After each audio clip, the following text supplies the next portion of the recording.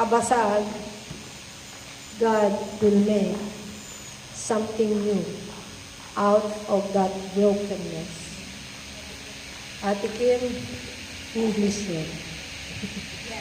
Yes.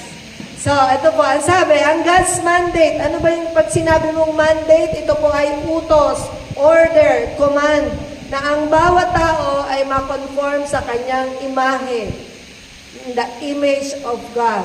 Sabihin mo sa katabi mo, kailangan natin makita ang image ni God. Yan, diba? Ang ganda ng katabi mo. Sabihin mo, ang ganda mo, ang pogi mo. Yan. Okay, ang sabi sa Genesis 1, 26 to 27, talagang originally, God was created in the image and likeness of God. Sa madaling salita, kitang-kita natin, pag sinabi nating image ni God, man was designed to reflect God's character. Ano yung God's character? Ang Diyos marunong magmahal, ang Diyos nagki-create siya, ang Diyos may tamang rason, ang Diyos ay just. Ano yung just sa Tagalog? Siya ay matuwid. Ano po? At ang gusto ng Diyos, tayo ay lumakad. Kasama siya. Dapat close kayo.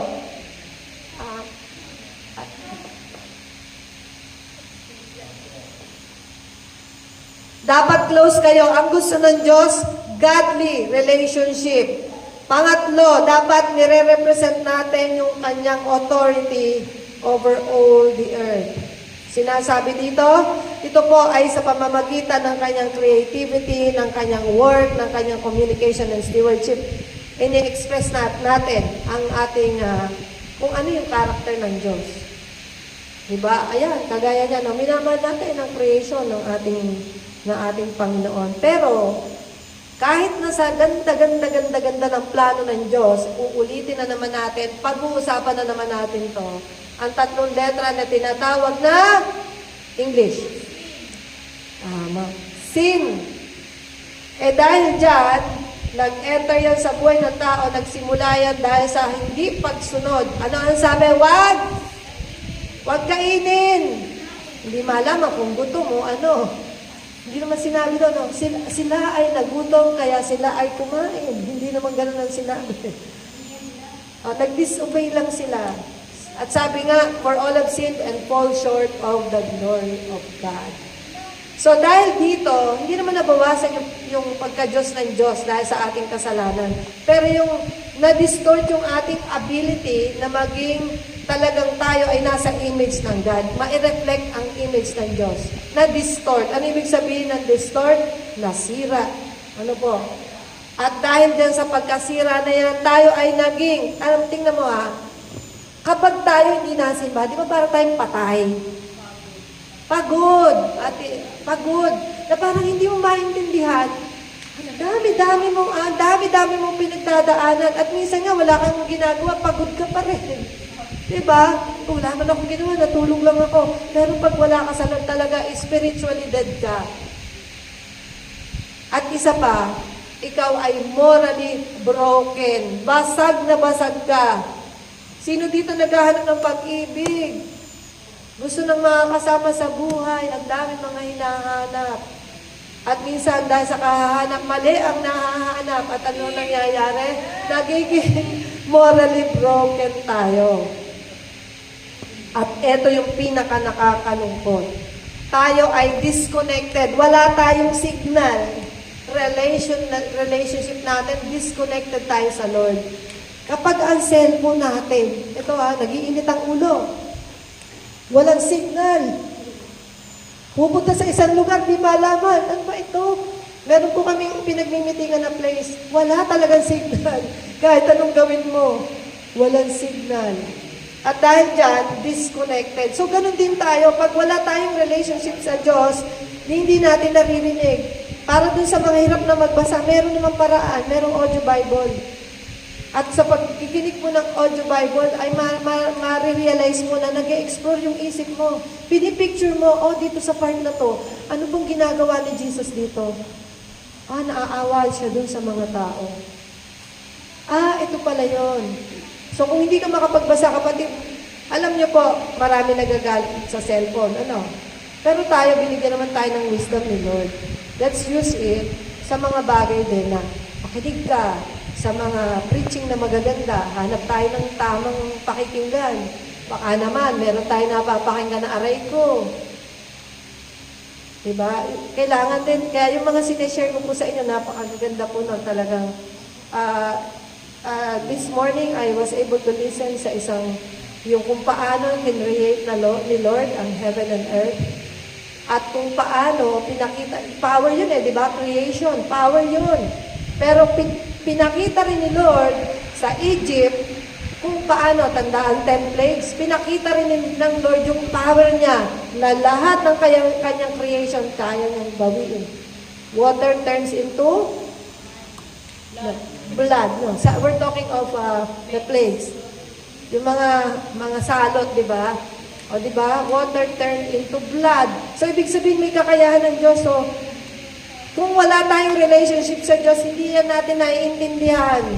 No po, meron tayong merciful God. Meron tayong maawaing Diyos, Mami Ay. At sa mga narito ngayon, meron tayong maawaing Diyos. Sa kabila ng ating paulit-ulit. Alam mo, ang tao ay natural na matigas ang ulo.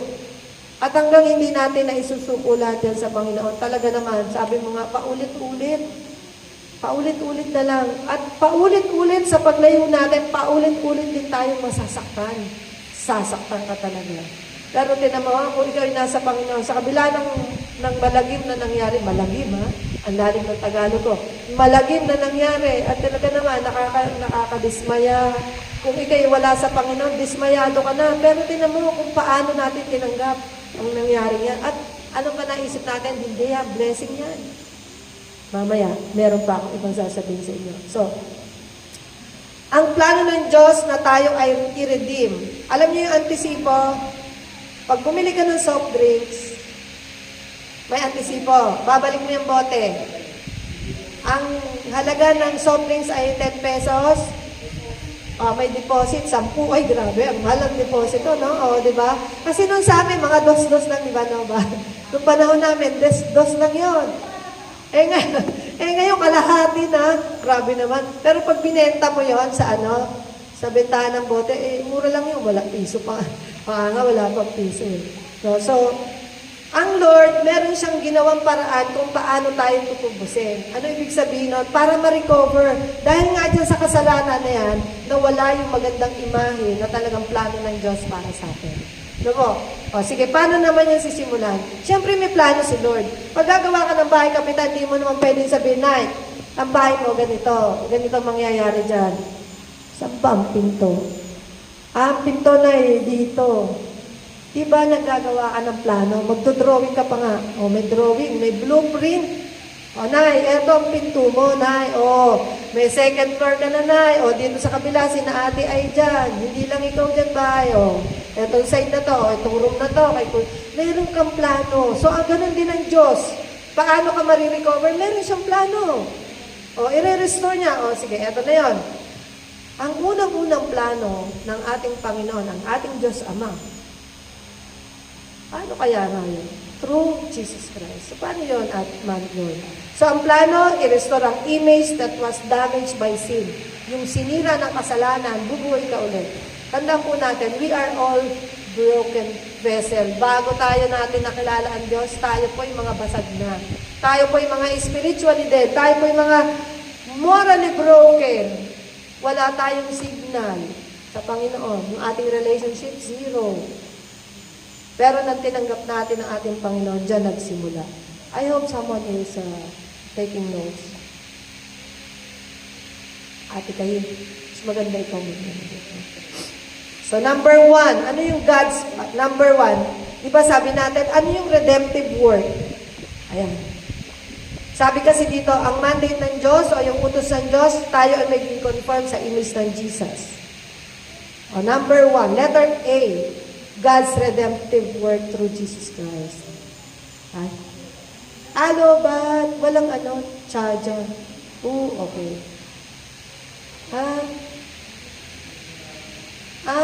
Pero nakaganyan siya. Ang galing.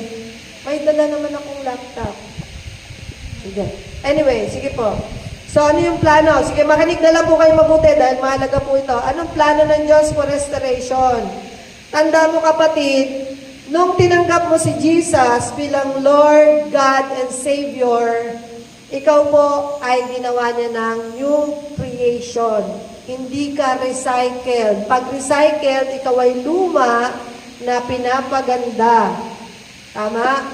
Minsan nga galing ka pa sa junk shop, pinapaganda ka. Pero ang Lord, ang sabi niya, ikaw ay isang bagong creation. Pakibasa po, 2 Korinto 5:17. 2 Corinthians 5:17. This is a memory verse.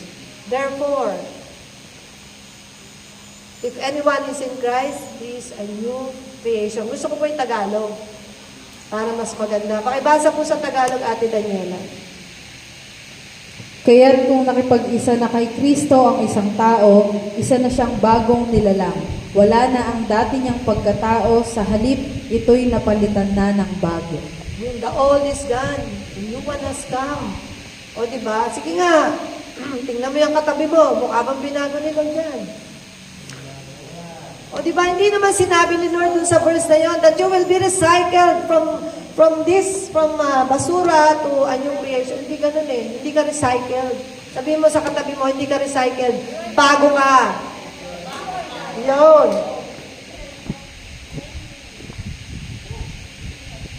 Ang gusto ng Diyos, ganito mga kapatid, hindi ganito ang ibig sabihin ng Diyos. I-restore ka ni Lord, hindi ibig sabihin nito, improving yourself lang. No.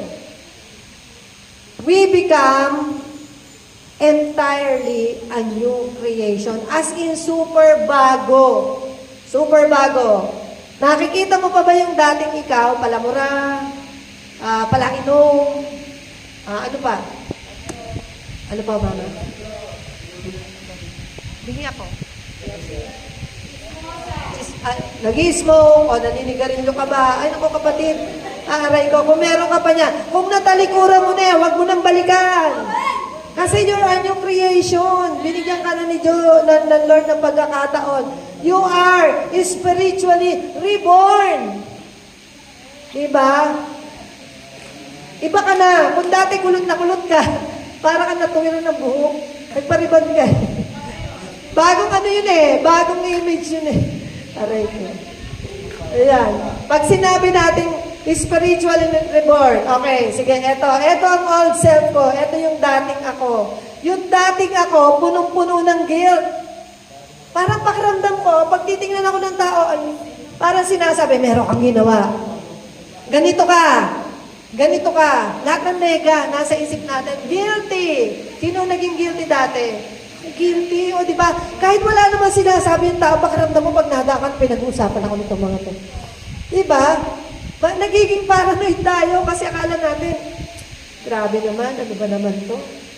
Kasi guilty, kasi old self mo yon. Okay, tandaan natin itong mga old self natin, ha? Tapos, parang ang trabaho ka ng trabaho, striving ka to win, to please your kapitbahay, to please your husband, to please the people around you, to please your boss, lahat na, striving ka na ipakita na ikaw ay okay. Pero mamaya-maya, lalabas pa rin at the end of the day, bakit parang kulang yung ginawa ko? Nakakapagod. Bakit ganun? Ano nangyari?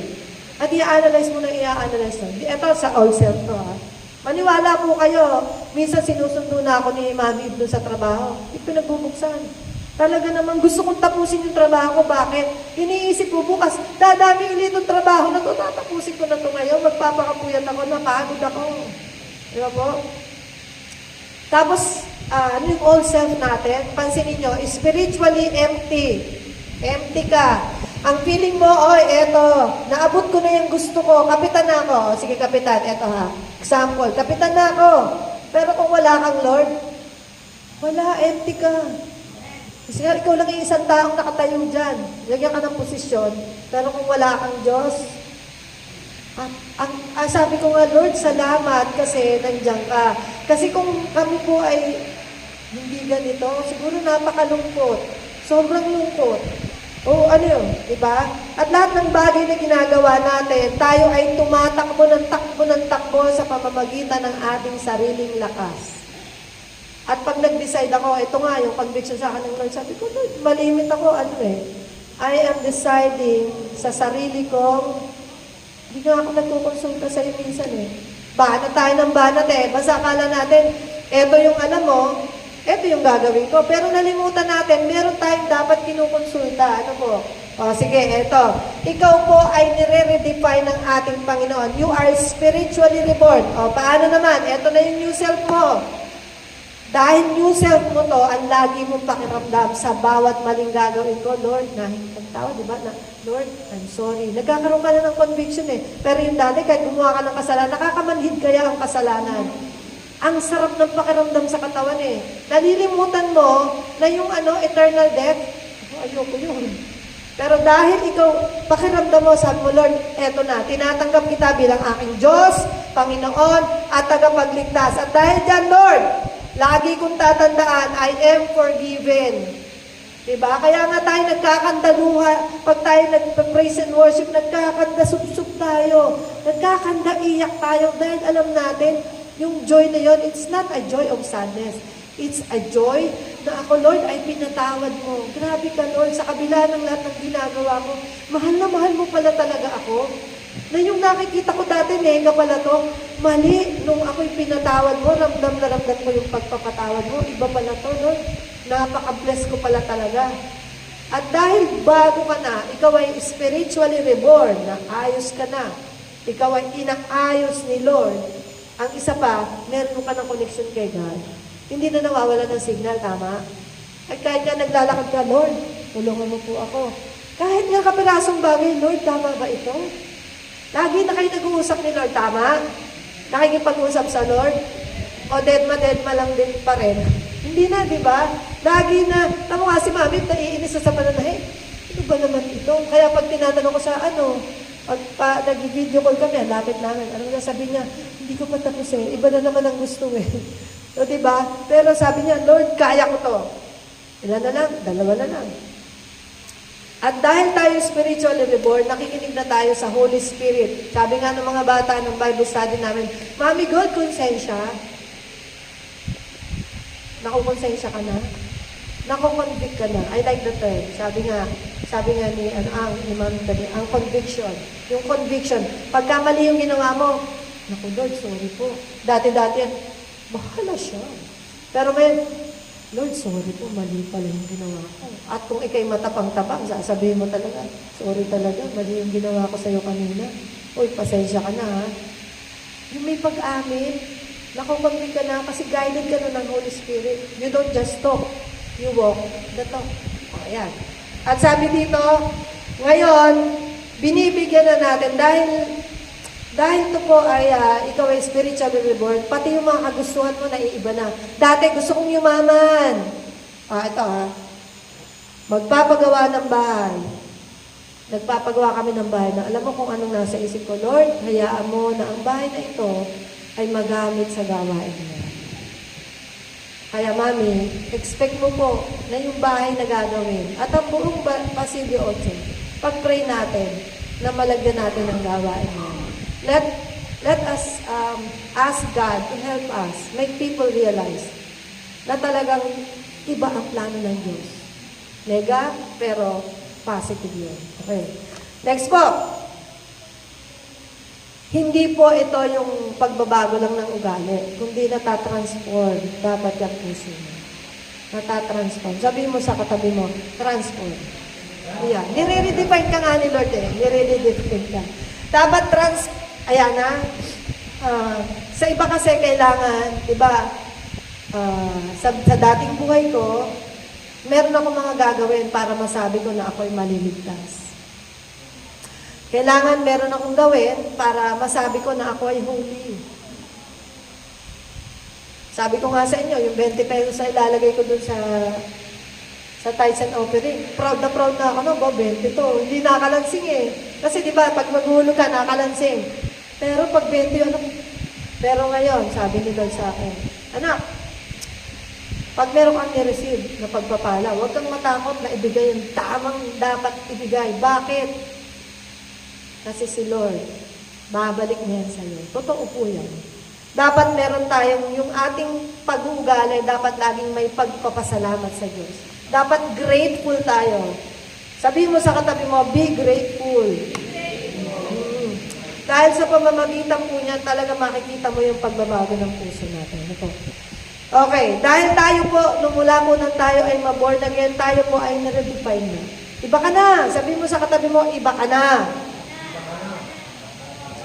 Mabilis lang po yung message natin yan because I want people to realize na sa maikling pag-aaral pong ito natin, kailangan maintindihan natin na kung dati tayo, sino po dito ang ulila na? Ulila. Orphan, no? Orphan na. Si Mami, orphan na yan. Wala nang si Mama, siyempre, alangan naman si Mami, may nanay pa. Ako, nasa na yun? Ang lupit, di ba?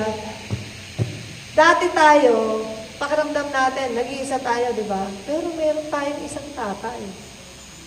Tatay na nasa langit. Hindi ka nag-iisa. Ikaw ay anak ng Diyos. Sabi mo sa katabi mo, anak ka ng Diyos. Yan. Basahin po natin Galatians 4:7 para masabi natin na redefine na tayo. Kung yung dati kong pagkatao, hindi na ako yan. Sige Ate Daniela. Galatians 4:7. Ginawa na kayo ng Diyos na mga anak at hindi na mga alipin. At kung gayon, kayo'y mga tagapagmana niya. Ayun. Ang sarap pakinggan na, tagapagmana. Hindi naman dapat ako pupunta sa langit, pero dahil sa pag-ibig ng Diyos sa akin, pupunta ako sa langit. At excited ako doon, lalakad ako sa ginto. Ang mga dingding ay punong-puno ng pinakamamahali na napakadingding siguro yan. Be excited about it. Kaya sabi dito, mula sa ating pagiging guilty sa pagiging forgiving. Yan. Romans 8:1, Ate Karen. Roma 8:1. Kanta natin to. Nalimutan ko sabihin itong ating kantahin. Now there is no condemnation. Ate, Tagalog yan.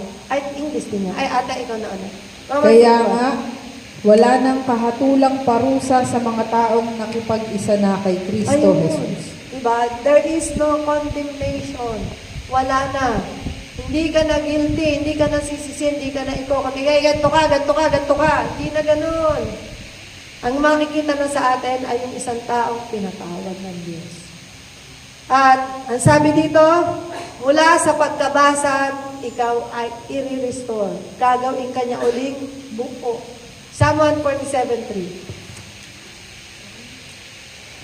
Mga awin, 147:3.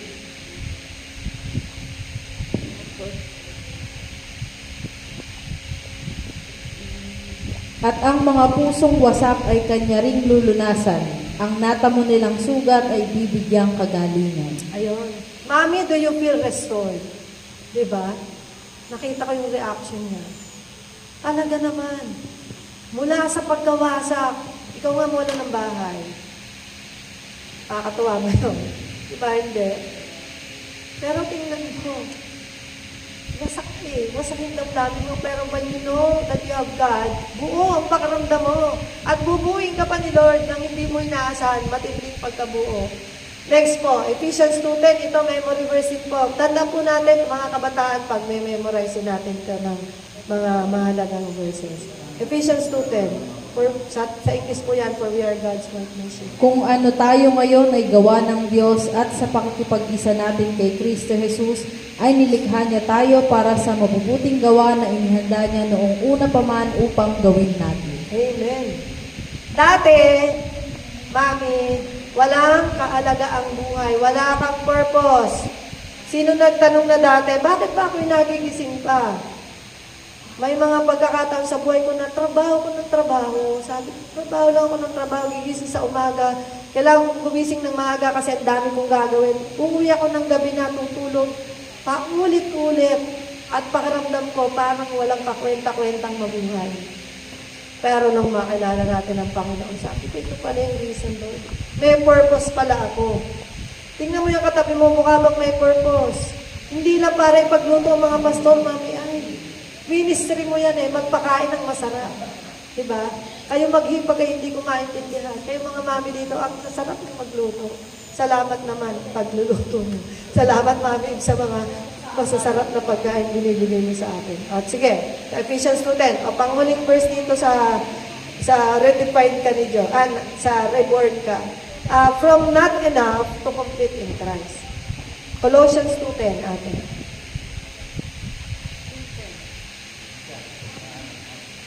Kaya't nalubos ang inyong buhay sa pamamagitan ng inyong pakikipag-isa sa Kanya, na siyang makakasakop sa lahat ng kapangyarihan at pamamahala. Amen. Kumpleto ka na. Tingnan mo yung katabi mo, kumpleto yan. Akala mo lang walang pera yan, maraming pera yan. Yes!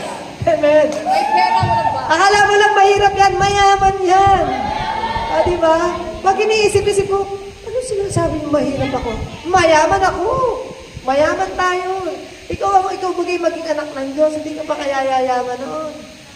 Kasi nakatingin tayo sa material things, no? But when we come to realize, grabe, napakapalad ko. Okay, sige.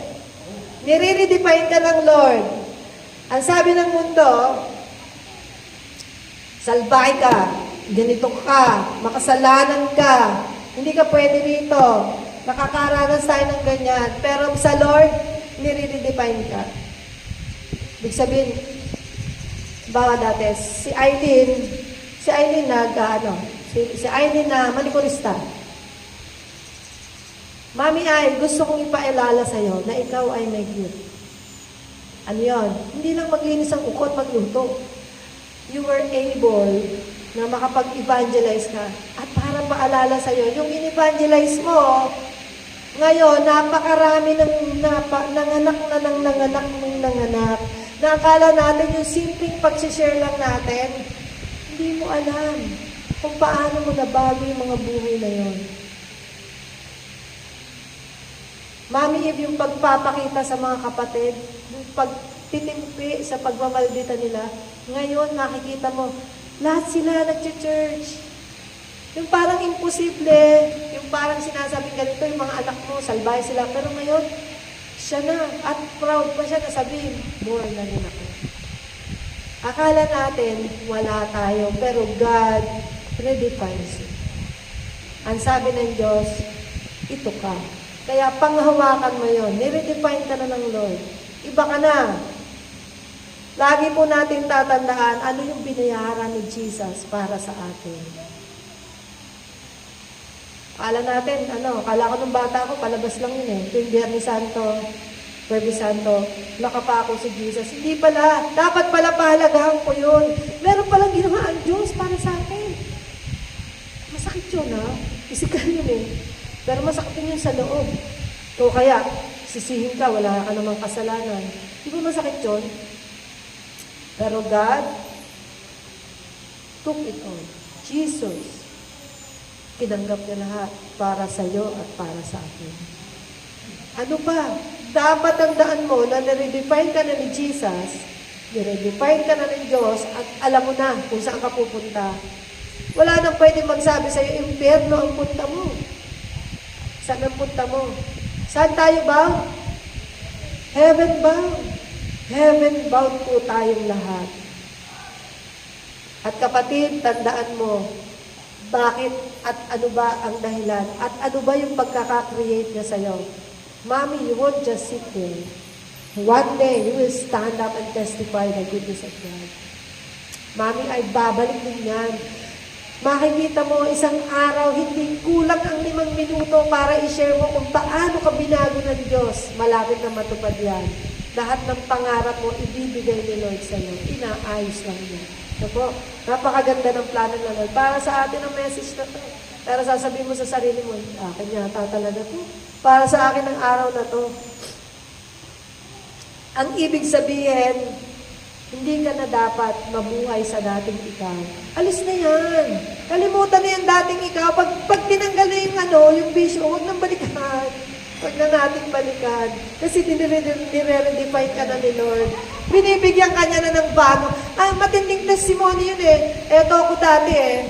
Manginginom ako dati. Nainom po ako dati. Hindi ako ninigarilyo. Pero nainom ako eh. lasing. Ay, hindi ako basta nalalasing eh. Kaya nga ako natakot eh. Ang dami ko na nainom, di ako nalalasing. At sabi ko sa sarili ko, bakit ganito? Sabi ko sa sarili ko, hindi na ako iinom. Baka mamaya, sa sobrang dami na, nagkasakit na ako, inom na ako na inom. Baka magkandadapa-dapa na ako dyan, di ba? Oo, nakakaya yun. Hindi ka na, kung may label ka na si Daniela na supladita, hindi ka na ganon. Si Daniela na palamura, hindi ka na ganon. Si Kim na, Si Kim na, na masungit. Ayan, di ba? Wala ka ng label. Iba na yung label mo ngayon. Si Kim na maganda. Si Daniela na worship leader. Si Mami na blessed, di ba? Si Mami ay na punong-puno ng pagpapala. Iba ka na. Si Kapitan, di ba? Ano dati si Kapitan? Basagulero. Ngayon, Kapitan, pogi pa, di ba? At may apo pang pogi, at may magandang asawa. Di ba? Si Brother Norms, di ba? Ano dati si Brother Norms? Di ba? Si Brother Norman, malupit to. Ang dami, ang ganda ng testimony nito, di ba? Kalo mo nga, naninigarilyo siya dati, di ba? Pero, dati siya. At ang mga anak niya ay nasusupport niya. Di ba? Grabe ang Panginoon. Si Kuya Iben na parang hindi pinakain, ngayon busog. Di ba? At magiging daddy, ang sarap ng pakiramdam na ganyan. Okay, hindi mo na, dahil na-redefine ka na, kapatid, hindi mo na kailangan na mag-perform. Kasi iba yung performance eh. Nakakapagod yung pag-performance para lang mapuri ka, para masabing mabait ka, magaling ka. No. Dapat ngayon, alam na natin na yung word, we are doing these things dahil bunga ito ng ating pagtanggap sa ating Panginoong Jesus. Bilang ating Diyos, Panginoon at tagapagligtas. Dati si Mami, hirap maggawa ng mga ganitong ngayon, pag-gaon-gaon na, di ba? Wala, di ba? Hanapin mo na si Eva magaling manahin. Di ba? Nire-redefine tayo ng Lord. Dati pilit ka ng pilit, ngayon kaya mo na, okay. Hindi mo na kailangan mag-effort para sa iyong identity. Hindi ko na kailangan identity ko ganito. Anak ako ni Jesus eh. At dapat kapatid, kung natural na alam mo na anak ka ni Jesus, dapat normal sa iyo ang mga bagay-bagay. Normal na ikaw ay nakikita sa iyo ang fruit of the Holy Spirit. Dati, ang sabi sa akin, apo ako ng palos. Ngayon, si Mami God na ako. Ang Mami ng lahat. Salamat sa Panginoon. Di ba? Hindi ko naiisip na wala akong anak dahil ang daming binigay ni Lord na anak sa akin, di ba? Sabi. Ang sabi dito, kailangan tanggapin mo na yan, kapatid. Kung nire-define ka na, tanggapin mo na. Live with it. Tinanggap ko na to. Anak ako ni Lord. Nire-define niya ako. Na-reborn na ako. Ay, naku. Hindi nga ako pinanganak sa nanay ko, pero I am born in spirit. Yan. Tandaan po natin yung nakaraan, huwag nang balikan, forgiven ka na, huwag pa ulit-ulit. At meron ka ng bagong identity. Sabi mo sa kapatid mo, tanggalin na. Lahat ng pangit. Diba? Aray ko. Sabi niya, ayaw daw. Okay, sige. Okay ito. Kanina sinasabi ko yan, no? Dun sa dati mong buhay, nakakahiya. Shameful. Ngayon, yung ikinahihiya mo, ito ay isa ng testimony. Isang magandang storya na makakapag-inspire sa bawat tao na nakakaharap mo, kapatid. Pangalawa, yung dati ang sakit-sakit. Ang sakit-sakit nitong ginawa niya sa akin ngayon. Iba na. May purpose si Lord. Di ba? Pag masakit mawala ng bahay, tama? Sa ibang yung, bakit? Bakit nangyari ito sa amin? Anong kasalanan ko? Naglingkod naman ako sa iyo. Hindi. Dahil ikaw ay bago na, nasasabihin mo, may purpose si Lord. Di ba? Wala ka ng mga nega na hindi, kaya nangyari yan, may purpose si Lord. Kaya ito nangyayari, may tinuturo sa akin si Lord. Dati, bakit ganito? Ngayon, hindi. Okay lang yan. Okay. Yung dati ay kahinaan. Ngayon, ang tingin natin doon kalakasan. Mahina ako.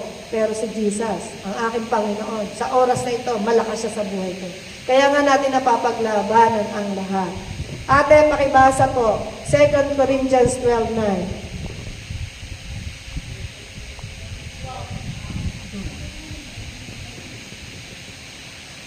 Ganito ang kanyang sagot. Ang kagandahang loob ko ay sapat na para sa iyo, sapagkat lubusang nahahayag ang aking kapangyarihan kapag ikaw ay mahina. Kaya't buong galak kong ipagmamalaki ang aking mga kahinaan upang manatili sa akin ang kapangyarihan ni Kristo. Ang ganda, di ba? Sa English yan, mas maintindihan ni Brother Norman at ni Mama. My power is made perfect in weakness. Grabe. Sa old definition, ano, di ba? Sabi nga natin, leave yesterday's behind. Parang kantaan, leaving yesterday behind. Finally, I've made up my mind. Di ba? Sabi dito, bago na to. Meron ka ng bagong definition kung sino yung Diyos sa buhay mo. Sabi dito, kapatid, you're not who you were. Hindi ikaw yung dating ikaw. Ikaw na ay kung ano yung sinabi ng Diyos na ano pa. Amen po? So, maraming salamat sa Panginoon sa ating, nakaisang ano pa lang po tayo, no? Next week po, God's eternal purpose ang ating pag-uusapan. Sabi mo sa katabi mo, sobrang blessed ako. Bagong tao na ako. Hallelujah. Tayo po yung magsitayo. At tinatawagan ko po ang ating facilitator for the response prayer.